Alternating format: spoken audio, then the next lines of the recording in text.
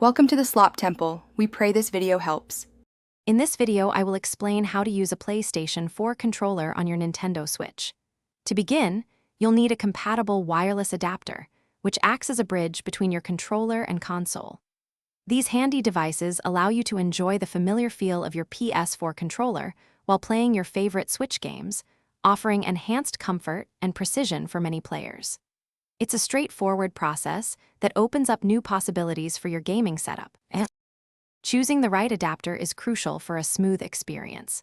Look for models known for low latency, ideally under 100 milliseconds, to avoid any noticeable input delay. Popular brands like 8BitDo and Mayflash offer reliable options, often ranging from $25 to $50. Ensure the adapter supports both your PlayStation 4 controller and the Nintendo Switch for seamless compatibility across your gaming devices.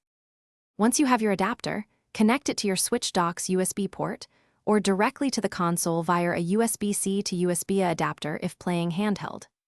Next, put your PlayStation 4 controller into pairing mode, usually by holding the Share and PS buttons simultaneously until the light bar flashes.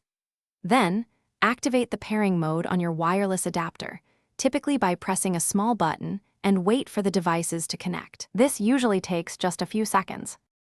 After connecting, thoroughly test all buttons, joysticks, and rumble functions in a game or the Switch's controller settings. If you encounter issues, first try repairing the controller and adapter. Ensure your adapter's firmware is up to date, as manufacturers frequently release updates for improved compatibility and performance.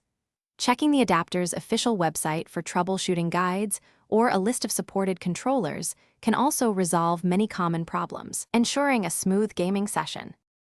Thanks for watching. Consider subscribing if we helped you.